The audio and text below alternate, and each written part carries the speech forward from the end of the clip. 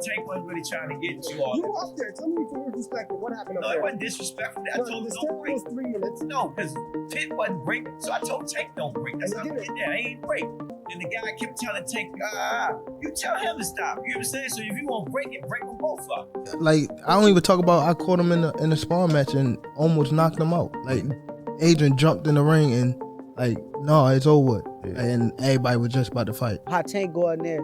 You ask him about me and him sparring, he'll tell you that I'm trash, I'm a bum, I'm not good.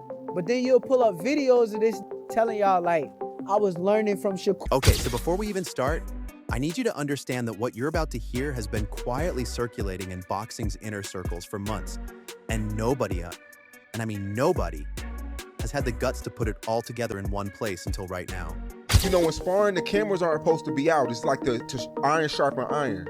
Yeah, but you know, be lying. Like, a lot of these ain't like me. I'm a real, like, I'm one of them that's like, I'm gonna tell y'all the truth. I ain't gonna go in there and say that's like, I don't gotta like put on an act or persona for and like them gotta go out there, and no disrespect to them, but certain gotta go out there and they gotta put a persona and tell you lies or tell you something that's not true. Like how Tank go in there.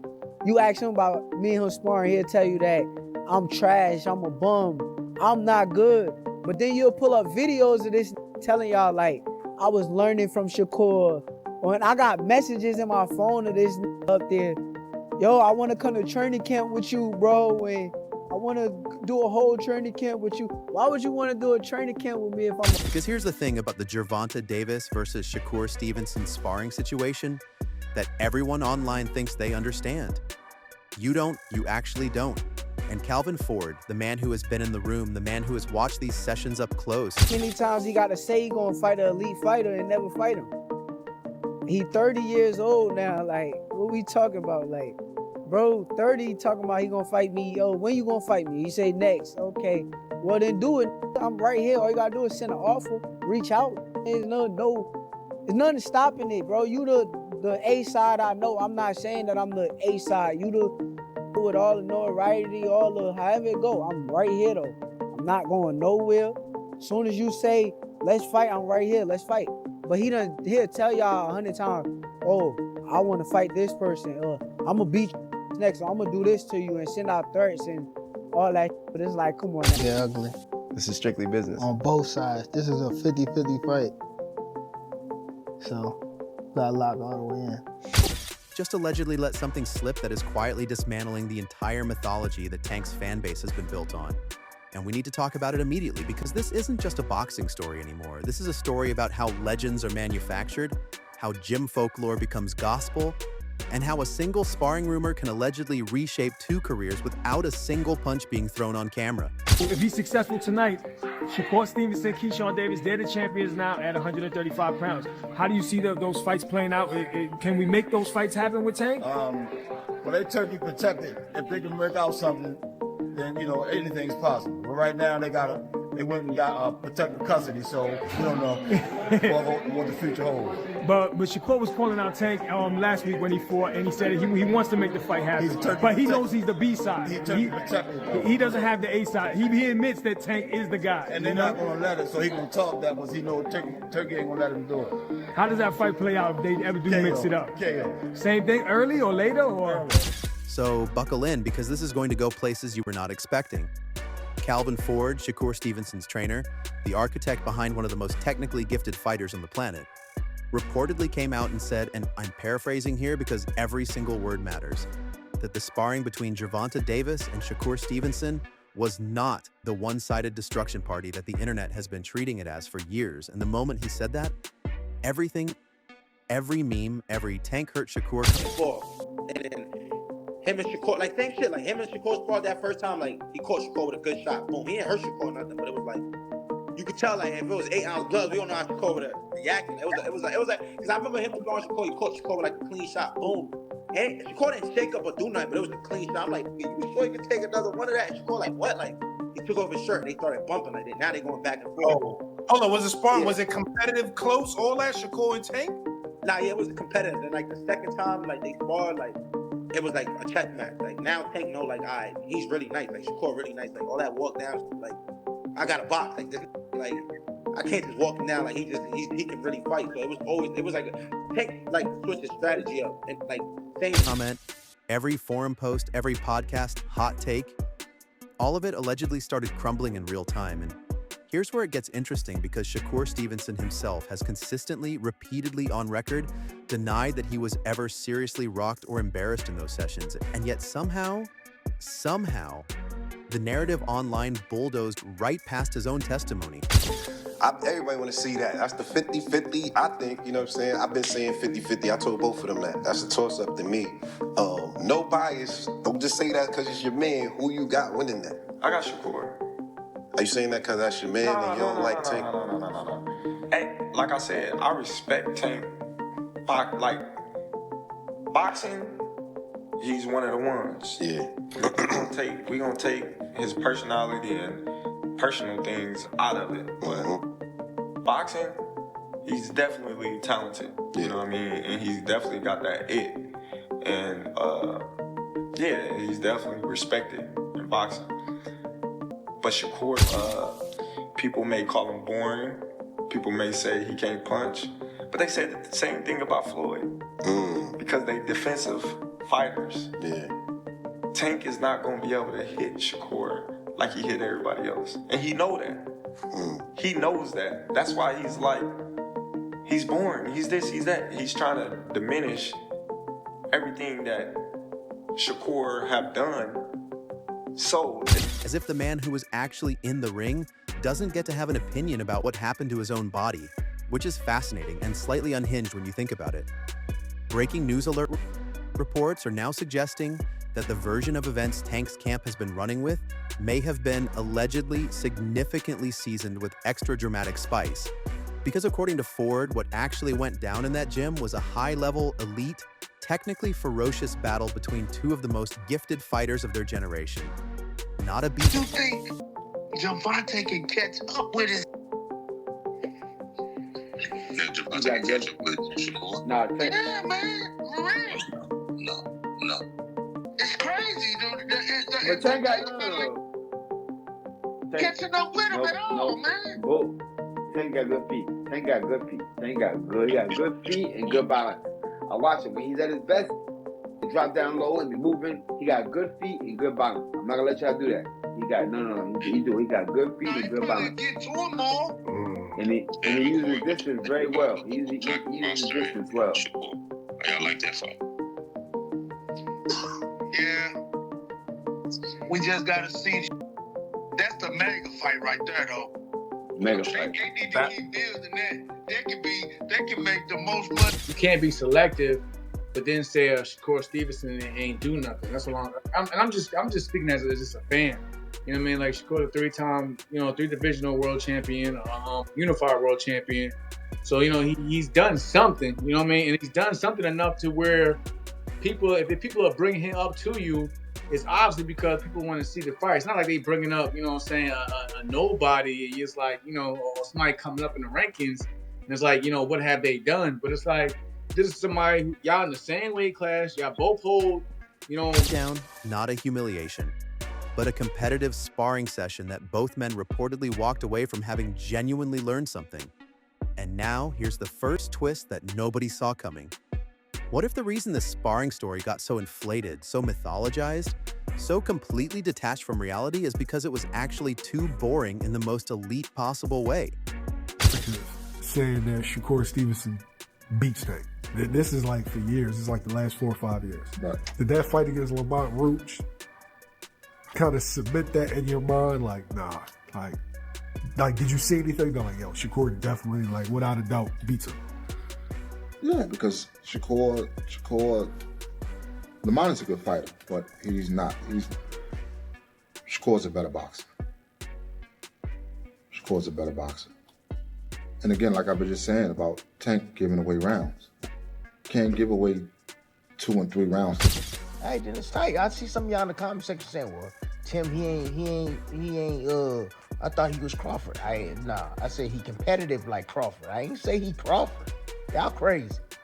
He competitive like Crawford. but he ain't no damn Terrence Crawford. Yeah. No. But anyways, I mean, the fight they trying to negotiate and trying to get a fight. I guess that might have been the news that Bill wanted to announce. Hey, we gonna see. However, I'm letting y'all know right now, I got Shakur Stevenson. Yeah, I got Shakur. Meaning two technically perfect fighters going back and forth at a championship level doesn't make for a great clout story, but Tank destroyed Shakur absolutely does. And someone allegedly understood that assignment perfectly. And this is where it gets worse. Because once a story like this gets momentum in boxing circles, it doesn't slow down, it accelerates, it mutates. It picks up pressure fighter. That's what Shakur is. He's a pressure boxer. Oh, he put that pressure on your. Yeah. Oh yeah. Fast processor, make you think. Constant. He gonna take it too. Hey, if Haney struggle with Lomachenko, ooh, he gonna struggle against Shakur Stevenson. He gonna struggle against Shakur Stevenson for sure. Damn, which camp is Rail going into? Rail, man, I don't know which camp Rail going into. A little trainer to hold the hand mitts and stuff. He cold. Oh, he cold. Yeah, I like Rail. He was a fantastic boxer too. Man, in amateurs, damn, he was a fantastic boxer. Boy. Anyways, hey, I got Shakur. I told y'all he's the best fighter in the world. Defensively, he better. Offensively better. Y'all gonna see. Yeah. But who ducking who now? Who ducking who? Except details it was never born with, and suddenly, a normal Tuesday sparring session in a sweaty gym somewhere allegedly becomes a viral myth that shapes public perception of both fighters' legacies before either of them has even fought each other professionally, which is genuinely one of the wildest forms of sports misinformation that exists. And Calvin Ford allegedly just looked at the entire internet and said, actually, no. Dev had something for him, but he got something for Dev. It's a great fight. He know Dev, he could possibly lose to Dev. There's things that Dev understand about boxing that Shakur understand, and he wouldn't be able to just take full advantage of Devin Haney. You know what I mean? They both got an education. That's what I'm saying. This comes down to education. That's why Floyd and them used to yell, skills pay the bills. Skills pay the bills. You know what I'm saying? You got to really be in the gym working on your skills package. A lot of these dudes ain't working like they think they working. You know what I'm saying? They in the gym, they sweating. You know what I mean? They're working hard, but the information that's being transferred to them is bullshit information, and it's showing in the fights. But who am I? Armsy, think of the 5-piece. Why everybody want to see Shakur and Devin when Keyshawn called him out? All of those is great fights. And can we appreciate for just a second how much courage that allegedly takes when the other side of this conversation is one of the most beloved and hyped fighters in the sport right now?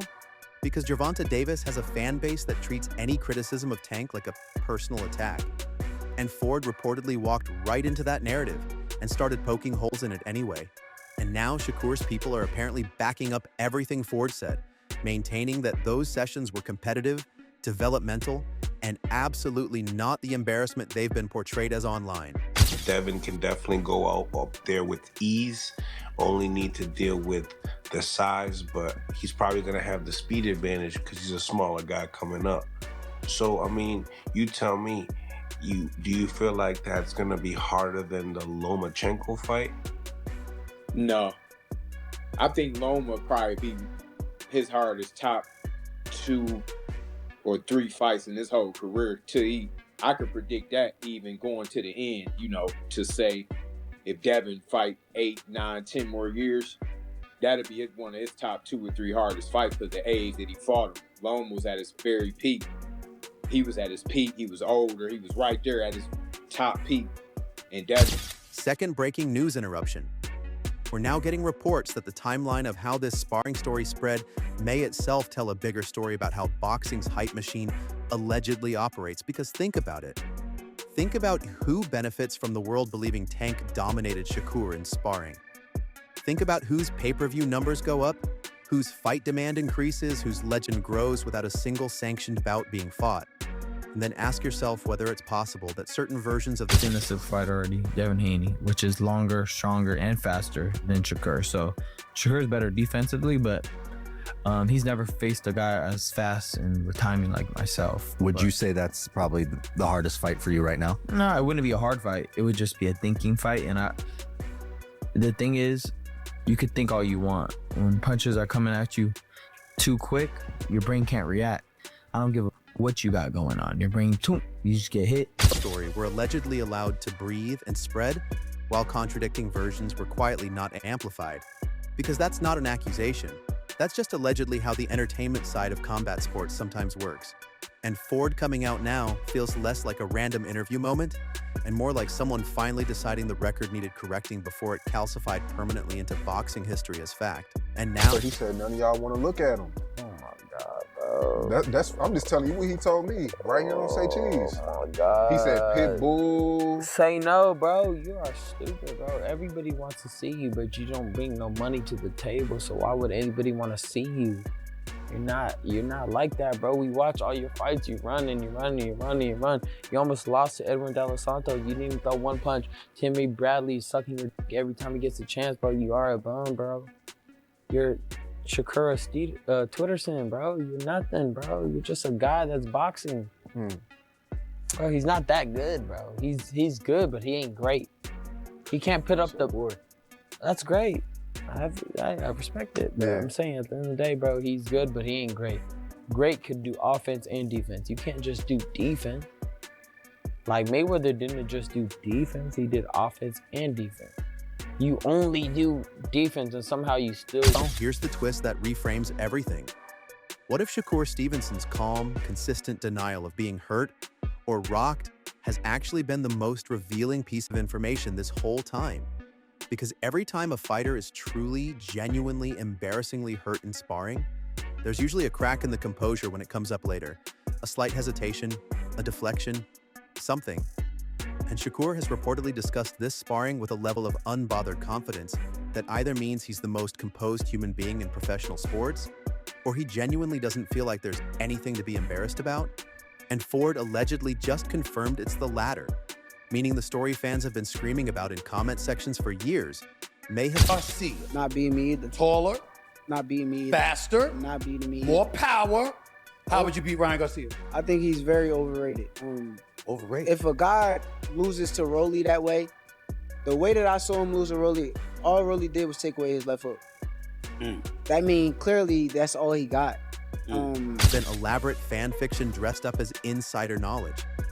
And you won't believe this next part, because the detail that allegedly keeps getting buried in all the noise is what Ford said about the purpose of sparring itself, reportedly emphasizing that sparring is about learning and growing, not about winning and losing, which sounds simple but is actually a devastating reframe of this entire controversy.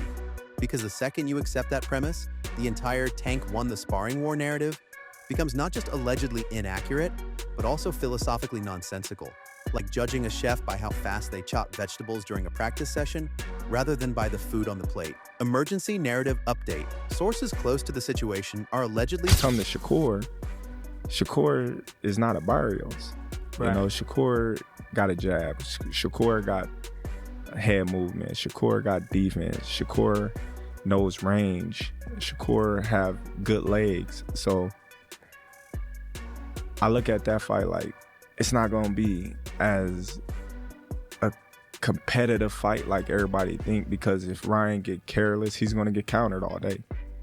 If he gets careless, I think he'll fight very different than he fought with Barrios. I think He's got to. Barrios just couldn't keep up with the speed. I mean, Ryan's speed is extraordinary. He relies on it a lot, but I mean, that's not a knock. That's just like, if you had it, everybody should rely on that. I mean, that Shakur's speed not is slow. nuts. Shakur's a different animal. That's what I'm It's a saying. different. Well, a lot of people thought Devin Haney was different, though, right? A lot of people thought Devin Haney was going to give him real problems when he dropped Devin early with a left hook. Everybody suggesting that this story coming out now is not accidental timing. That with the potential Gervonta Davis versus Shakur Stevenson fight floating in the atmosphere of boxing conversation, someone reportedly decided it was time to stop letting a misrepresented sparring session serve as psychological pre-fight propaganda for one side. And if that's true, then Calvin Ford's comments aren't just a correction. They're allegedly the opening move in a chess match that hasn't officially started yet. And this is the moment everything flips. Because what— See Shakur Stevenson fight. Boy, I'm here to let y'all know this shit gonna be easier than the Teofimo Lopez fight. Because it's about skills inside that damn ring. That's what it's about. Ryan can have all the speed in the world. Shakur got speed. He can have all the power in the world. Oh, he can have all the power. Yeah. Oh, yeah. But when he can't land on that shit don't mean nothing. And he ain't gonna land on Shakur. Shit. No, it's not gonna happen. And it's gonna be like taking candy from a damn baby. That's what it's gonna be like. Taking candy from a baby. A lot of upset folks. A lot of people depressed. Yeah, it took this man 10 years to win the championship. One championship, 10 years.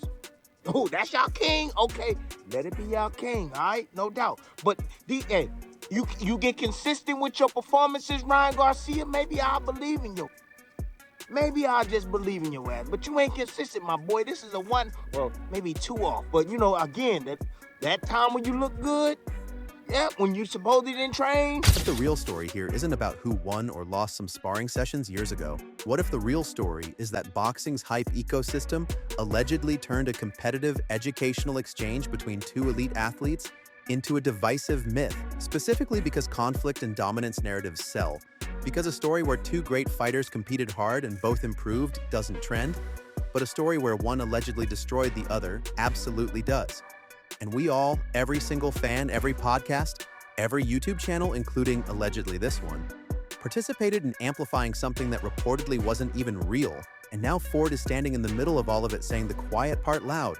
And Tank's camp has reportedly stood by their version. And Shakur's camp is maintaining theirs, and nobody has a camera from inside that gym. And the truth is, allegedly somewhere in the middle of all this noise being guarded by people who were actually there. And here's the final twist that will genuinely make you question everything you just heard. What if both camps are telling their version of the truth? What if from Tank's corner, it genuinely looked like Davis was landing the cleaner shots, and from Shakur's corner, it genuinely looked like Stevenson was holding his own technically? And what if the sparring was simultaneously exactly what both sides claim it was, depending on which side of the gym you were standing on, meaning there is no single truth here, there's only perspective. And the internet collapsed two complex perspectives into one viral myth, and then argued about the myth for years. So here's the question that should be burning in your brain right now, and honestly in the comments below. If Calvin Ford is right and this sparring has been wildly exaggerated, does that make you more or less excited to finally see these two men settle it for real? With a referee, with judges, with cameras, with no conflicting narratives. Just two of the most gifted fighters alive in the same ring at the same time with nowhere for the mythology to hide?